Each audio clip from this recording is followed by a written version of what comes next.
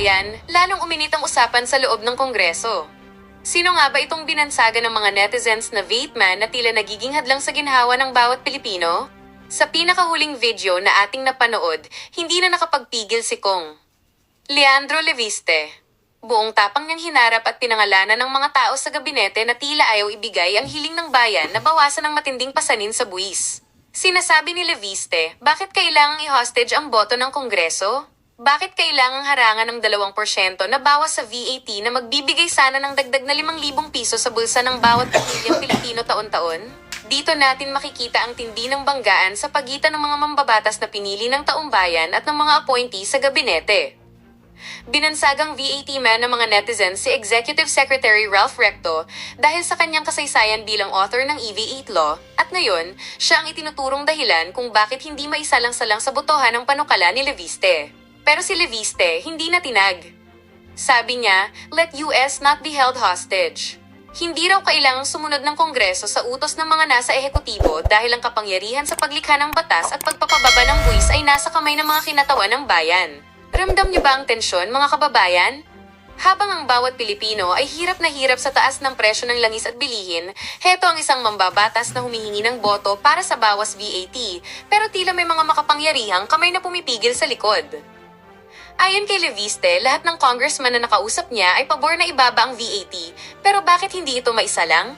Sino ba talaga ang takot sa botohan? Dito pumapasok ang usapin ng separation of powers. Ang boses ng bayan ay dapat marinig sa pamamagitan ng kanilang mga boto, hindi sa pamamagitan ng pag-ipit sa agenda. At hindi lang yan, mga katinig. May mga pasabog pa si Leviste tungkol sa budget. Sinasabi niya, kung kailangan ng gobyerno ng pondo, bawasan ang mga non-essential na gastusin at ituloy ang wealth tax sa mga bilyonaryo. Huwag ang mahihirap ang laging pinapasan sa VAT. Napakatapang na pahayag, hindi ba? Bihira tayong makakita ng mambabatas na talagang humahamon sa mga kalihim ng gabinete ng harapan at walang takot. Sa tindi ng VAT man issue na ito, lalong nabubuksan ng mga mata ng publiko kung sino talaga ang tunay na kakampi ng masa at sino ang naglalaro lang ng politika sa likod ng mga numero. Kaya naman, mga kababayan, magbantay tayo sa darating na may pagbalik ng sesyon. Ito na ba ang katapusan ng 12% VAT o mananatiling masikip ang bitag ng VAT man sa ating ekonomiya? Huwag kayong bibitiw sa usaping ito dahil ang bawat porsyento na mababawas ay malaking tulong sa inyong hapagkainan. I-comment nyo ang inyong saloobin. Panahon na nga ba para sa 10% VAT? Sino sa tingin nyo ang nagsasabi ng totoo? Ako ang inyong kasama sa paghimay ng katotohanan, manatiling gising, manatiling mapagmatyag, dahil kayo ang tunay na tinig ng bayan. The independents, you may make your manifestation, Congressman Lean. Maraming salamat po, Mr. Chair, at nangako po ako na hindi ako magtatanong ng tanong sa inyo. Pero magbibigay na lang ako ng iilang mga pahayag at bahala na lang kung sino po ang gustong sumagot. Unang-una ay second the motion of Congressman Dagook. I would like to thank also the other members of Congress, including Congressman Rufus, Congresswoman Revilla, Congressman Toleriano, and the others who have called for a lowering of the VAT. Hindi na natin kailangan pag-usapan pa kung kailangan pababain ang VAT. Ang gusto ko lang sanang malaman, ano ang magiging aksyon na magmumula sa lahat ng mga pagdinig ng komiteng ito. Dahil tulad ng nabanggit ni Congressman Dagook, certify as urgent, binigyan na ng kapangyarihan ng eksekutibo, pero hindi naman isinuspende ang excise tax, lalo na ang VAT, at ang DOF ay nagpapahayag naman na ayaw nilang pababain ang VAT. Sinabi po ni Congressman Dagook na narinig din niya na si Secretary Recto ang humaharang sa pagbaba ng VAT. Wala naman nagtanggi sa inyo na si Secretary Recto ay tutol sa pagbaba ng VAT, pero nais kong bigyang diin na tayong lahat ay mga halal na opisyal dito sa Kongreso. Tayo po ay nasa demokrasya at may separation of powers at hindi po dapat porket may mga miyembro ng kabinete na humaharang sa pagboto sa isang bill na kailangan ng Kongreso sundan ang boses ng isang miyembro ng kabinete over ang boses ng sambayanang Pilipino. Narito din ang aking mga kababayan mula sa Batangas na kasama ko din sa paghihintay araw-araw para sa pag-aproba ng Kongreso ng pagbaba ng VAT. At tulad po ng sinabi ni Congressman Dagook, tila nagiging props lang tayo dito para ipakita na gumagawa ng aksyon ang Kongreso, pero para sa kaalaman ng publiko, nakailang pagdinig na tayo dito, paulit-ulit lang ang mga rekomendasyon ng mga nagsasalita para pababain ang VAT. Ang mga miyembro ng Kongreso ay handa na bumoto para ibaba ang VAT. Pati ang ating butihing chairman ng Ways and Means Committee ay nagpahayag na sinusuportahan niya ang suspension ng VAT para sa petroleum products. Kaya gusto ko lang malaman kung sino man po ang pwedeng sumagot kung bakit hindi natin i-calendar na ang botohan para pababain ang VAT, at kung meron man miyembro ng kabinete tulad ng nabanggit ni Congressman Dagook, narinig din niya, si Secretary Recto yun, na humaharang para pababain ang VAT, kung pwedeng lumabas sila at ipaliwanag nila sa sambayanang Pilipino bakit hindi natin pwedeng pagbigyan ang kahilingan, hindi lang ng mga nandito na kumakatawan para sa mga ordinaryong mamamayan, pero pati na rin ang boses ng mga kongresista na lahat sa mga nakausap ko ay sang-ayon sa pagbaba ng VAT. So, ako po ay nag-manifest, hindi po ako nagtanong sa inyo, Mr. Chair, pero kung sakali may pwedeng sumagot sa aking katanungan, kailan natin pwedeng i-commit sa taong bayan na magkakaroon ng botohan para maaksyonan ang pagbaba ng VAT? Maraming salamat sa manifestation. Sandali, tahimik po muna tayo. Tahimik po muna sa tamang panahon po. Maraming salamat at sumasang-ayon tayo sa mga mungkahi, hindi lang ni Kong Leandro, kundi na ating iba't ibang mga kasama dito na humanap talaga ng tamang solusyon na tingin natin akma at kinakailangan ng ating mga mamamayan. So, hindi rin tayo papayag na tayo ay maging palamuti dahil pinakita na ng Kongreso at pinakita ni Speaker Bogie D na tayo ay magdidesisyon base sa kung anong tingin natin kinakailangan ng mamamayan, despite and whatever the executive or the judiciary might say, we make decisions based on the mandate that is given to us individually by our respective districts and by the sectors that we represent. So that is the assurance of everybody who is here. Everyone here is mature enough to make that decision. So maraming salamat sa obserbasyon po na yon. Kung pwede na po kayo pumalakpak. Mr. Chair, kami po ay pumapalakpak dahil akala namin ang ibig niyong sabihin magkakabotohan na at least by May 4 para sa pagbaba ng VAT. Hindi pwede magkabotohan ngayon kasi hindi naman tayo... Opo, sa May 4 po, this is a pagbalik briefing, sa di ba? Kongreso. So, aantayin natin yung consolidation ng lahat po nito. So, tiyak po tayo na yan po ay prioridad pagdating sa atin. Pero tulad ng kahit anong bagay, sisiguraduhin natin na hindi katulad ng pagpasa ng excise tax, magiging malinaw, may basihan, pakikinggan natin ang iba't ibang sektor para maging tama ang ating desisyon dito at hindi natin pagsisisihan, because whatever decision we make should never be short-term but should always be long-term for our Pero people. kung maaari ko palang linawin, Mr. Chair, hindi na tayo magiging hostage sa position paper o sa rekomendasyon ng ehekutibo. Kahit tutol ang kabinete sa pamumuno ni Secretary Recto, papaboran ng leadership ng House ang boto ng mayorya ng Kongreso na sumusuporta sa pagbaba ng VAT. Kaya maaasahan ng ating mga kababayan na pagbukas ng Kongreso muli sa May 4, pagbobotohan na natin ang pagbaba ng value-added tax. Tama po ba, Mr. Chair? Maraming salamat po. Hindi, pwede kayo pumalakpak. Sige po, opo, para i-express po natin ang ating sentimiento. Pero tulad po ng sabi natin is, sisiguraduhin natin na babalangkasin natin at pagdidesisyonan yan. So, maraming salamat, Congressman Leandro, sa iyong mungkahi at sa ating mga kasamang nandito. Ay magandang umaga po sa inyong lahat. Panghuli, Salamat Mr. Chair, po. nais ko lang sabihin na ayoko naman po kasi na maghintay po kami ng ilang linggo na walang mangyayari. Kaya kung maaari natin malaman sino ang kailangan kumbinsihin para tiyakin na maaaprubahan ang pagbaba ng VAT by May 4, yan po ay makakatulong hindi po ito personalan. Ito po ay lahat para lang maaprubahan ang panukalang makakatulong sa maraming Pilipino. Kaya sa pananaw ng iba sa atin dito din, si Secretary Recto ang pumirma na sa position paper tutol sa pagbaba ng VAT.